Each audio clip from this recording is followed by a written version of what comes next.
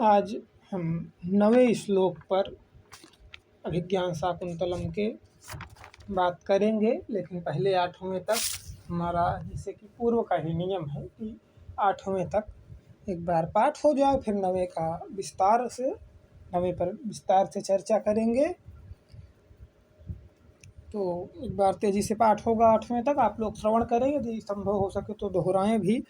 या सृष्टि सृष्टुराद्या वहति विधिहुतं या वीर्या च होत्री ये द्वे कालं विधत्तः श्रुति विषय गुणा या स्थिता व्याप्य विश्वम् यामहुः सर्वबीज प्रकृतिरिति यया प्राणिनः प्राणवन्तः प्रत्यक्षाभिः प्रपन्नस्तनुभिरवतु वस्ताभिरष्टाभिरीशः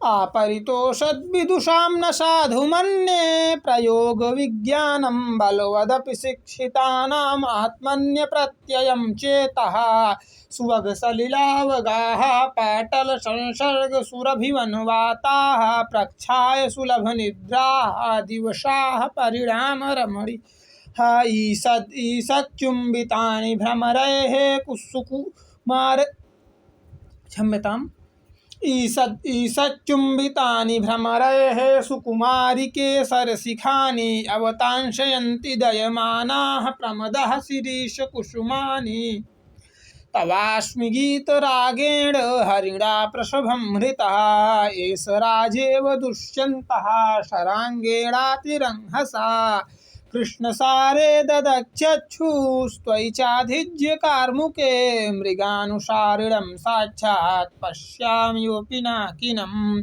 ग्रीवाङ्गाभिरामं मुहुरनुपतति स्यन्दने बद्धदृष्टिः पश्चार्धेन प्रविष्टः सर्पभयाद्भूयशः पूर्वकायं दर्भै अर्धावलीढैः समविवृतमुखभृंशिभिः कीर्णवर्त्मा पश्योदग्रप्लुत्वात् वियति बहुतरं स्तोकमूर्व्या प्रयाति मुक्तेषु रश्मिषु निरायत पूर्वकाया मुक्तेषु रश्मिषु निरायत पूर्वकाया निश्चम्पकचामरशिखा निभृतोर्ध्वकर्णः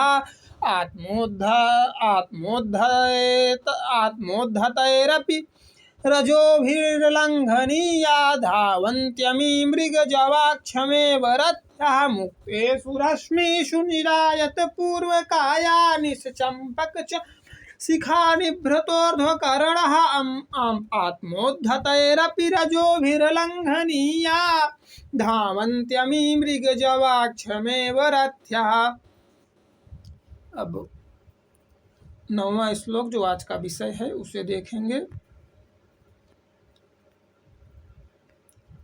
ये जो वसंत तिल का छंद लिखा है, ये इसके 8वें वाले में वसंत तिल का था, तो वही लिखा है। 9वें में शिखरिणी छंद है। यदा लोके सूक्ष्मं व्रजति सहसा तद् विपुलतां यदाद्धः विच्छिन्नं भवति कृतसन्धानमिवतत्। यदा लोके सूक्ष्मं व्रजति सहसा तद् विपुलतां क्षम्यताम् यदा लोके सूक्ष्मं व्रजति सहसा तद् विपुलतां यदाद्धः विच्छिन्नं भवति कृतसन्धानमिव।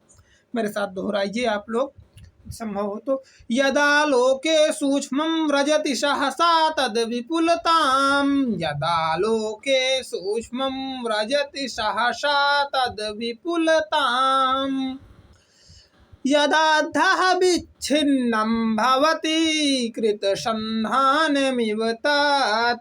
प्रकृत्या यद्वकं तदपि समरेखं नयनयो प्रकृत्या यद्वकं तदपि समरेखं नयनयो न मे दूरे किंचित् क्षणमपि नापाशर्वेरथजवात्। यदा लोके सूक्ष्मं व्रजति सहसा तद् विपुलतां यदाद्धः विच्छिन्नं भवति कृतसन्धानमिव तत्। प्रकृत्या यद्वकं तदपि समरेखं नयनयोर् न मे दूरे किंचित क्षणमपि न पाशर्वे रथ जवात्। एक बार में पूरा श्लोक देख लीजिए। यदालोके सूक्ष्मं व्रजति सहसा तद विपुलतां यदाद्धा विच्छिन्नं भवति कृतसन्धानमिव तत् प्रकृत्या यद्वकं तदपि समरेखं नयनयोर्न मे दूरे किंचित् क्षणमपि नापाशर्वे रथजवात्। तो पिछले श्लोक में 8वें श्लोक में सारथी से जब राजा ने कहा कि अपने लगाम को ढीली कर दो जिससे अश्व तेजी से दौड़े, तो उसने लगाम को ढीली करके और महाराज को दिखाया कि देखिए कैसे ये हमारे अश्व दौड़ रहे हैं। तो इसका वर्णन था 8वें में। मुक्ते सुरश्मि सुनिरायत पूर्वकाया निश्चंपक चामर शिखा निभृतोर्ध्वकर्णः आत्मोद्धतैरपि राजोभिर्लंघनीयः रजोभिर्लंघनीयः धावन्त्यमी मृगजवाक्षमेव रथ्याः। ये था श्लोक। तो इसमें उसने घोड़े का वर्णन किया कि हमारा घोड़ा कैसे दौड़ रहा है। किसने किया? सारथी ने। किससे किया? अपने राजा से। राजा कौन है? राजा दुष्यंत, जो इस नाटक के कौन है? नायक हैं। ठीक, तो अब हम आगे बढ़ते हैं। तो अब राजा उसके रथ चलाने से प्रसन्न हो गए कि इतना अच्छा रथ चला रहा है। तो राजा अपना अनुभव बता रहे हैं कि जो तुम इतना अच्छा रथ चला रहे हो। अभी तक सारथी ने राजा से रथ की विशेषता बताई, घोड़े कैसे दौड़ रहे हैं, घोड़े की विशेषता बताई कैसे दौड़ रहे हैं। तो अब राजा सारथी से कह रहे हैं कि हमें इस रथ में बैठने से क्या अनुभव हो रहा है। तो कहते हैं यदा लोके सूक्ष्मं व्रजति सहसा तद विपुलताम। जो संसार में जो वस्तुएं छोटी देखी जाती हैं, जो वस्तुएं छोटी हैं, देखने में सूक्ष्म हैं, वे अकस्मात बड़ी हो जाती हैं, विशाल हो जाती हैं। ऐसा क्यों हो रहा है? रथ जवात, रथ के वेग के कारण ऐसा हो रहा है। रथ जवाद यत आलोके सूक्ष्मम तत्सहसा विपुलताम व्रजते। रथ के वेग के कारण जो वस्तुएं संसार में छोटी, इस लोक में, इस देखने में, जो मतलब देखने में दृष्टिगोचर हो रहा है संसार में इस समय, संसार हम अपने से जोड़ रहे हैं, यहाँ ऐसा संसार से कोई मतलब नहीं, मतलब जो देखने में हमारे सामने, जो देखने में, सामने कह लीजिए, जो प्रत्यक्ष करने में, देखने में जो वस्तु छोटी दिखाई देती है वो सहसा बड़ी हो जाती है, विशाल हो जाती है। क्यों? रथ के वेग के कारण। और क्या हो रहा है? पहली लाइन का अर्थ हो गया कि यद आलोके सूक्ष्मं व्रजति सहसा तद विपुलताम। ठीक, यद आलोके, आलोके माने देखने में, यद माने जो वस्तु, ठीक, यद आलोके, सूक्ष्मं माने छोटा, व्रजति माने दिखती है।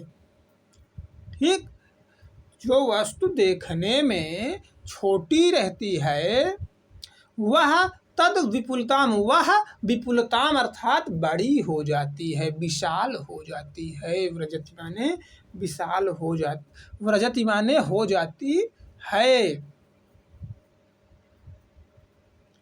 ठीक, तो जो वस्तु देखने में छोटी है वह सहसा विशाल हो जाती है। दूसरे लाइन में क्या कह रहे हैं? यदाद्धा विच्छिन्नम भवति, जो आधी विच्छिन्न है, जो टूटी हुई है, विभक्त है, कृत संधान म्यूतत, वह जुड़ी हुई सी प्रतीत होने लगती है। कृत संधान म्यू का मतलब है जुड़ी हुई सी, तत् माने वह वस्तु। ठीक, जो वस्तु छोटी दिखाई देती है वह सहसा बड़ी हो जाती है, जो विभक्त है वह जुड़ी हुई सी प्रतीत होने लगती है। और क्या होता है? प्रकृत्या यद्वक्रम तदपि समरेखाम नयनयोः।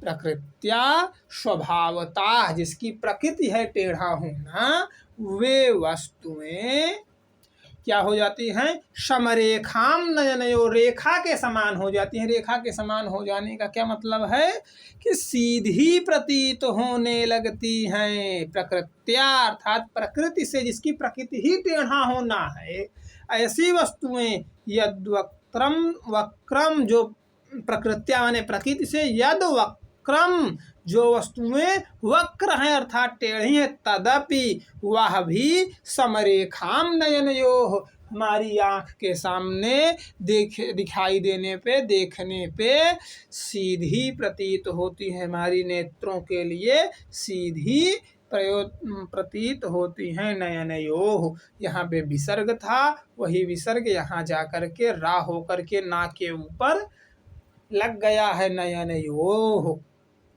न मे दूरे किंचित क्षणमपि नापा सर्वे रथजवात्, क्षण भर के लिए भी ना कोई वस्तु मुझसे दूर है और ना कोई वस्तु मुझसे पास है। क्यों ऐसा है? क्योंकि रथ इतनी वेग से चल रहा है कि जो वस्तु मेरे पास है उसे यदि मैं पास कहूँ तो वह कुछ ही समय में दूर चली जा रही है, और जो मेरे नज़दीक है उसे यदि मैं नज़दीक कहूँ, निकट कहूँ, तो कुछ ही समय में वह हम उससे दूर चली जा रही है। इसीलिए न मे दूरे किंचित क्षणम अपि नापा सर्वे रथजवात्, इसीलिए ना कोई वस्तु क्षण भर के लिए भी मेरे पास है, ना ही दूर है। उम्मीद करता हूँ अर्थ आप लोग समझ गए होंगे। अर्थ समझने के बाद श्लोक का पाठ करने का एक अलग मजा होता है, मैं हर वीडियो में कहता हूँ। तो एक बार श्लोक का पाठ हो जाए, उसके बाद फिर यदालोके सूक्ष्मं व्रजति सहसा तद्विपुलतां, यदाद्धः विच्छिन्नं भवति कृतसन्धानमिव तत्, प्रकृत्या यद्वक्रं तदपि समरेखां नयनयोः, न मे दूरे किंचित् क्षणमपि नापा सर्वे रथजवात्। आज के वीडियो में इतना ही। हाँ, एक बात ध्यान दिया करिए, इसे अर्थ समझने के बाद, जब समझाने के बाद जब हम इस श्लोक को पढ़ें तो आप लोग, हम संस्कृत में श्लोक बोलें तो आप लोग उसका अर्थ मन में कल्पित करते रहिए, तो ये आपके दिमाग में अच्छे से बैठ जाएगा, आपको अच्छे से ज्ञान इसका हो जाएगा। इस वीडियो में इतना ही, मिलेंगे अगले किसी वीडियो में। हर हर महादेव, जय हो अष्टमूर्ति शिव।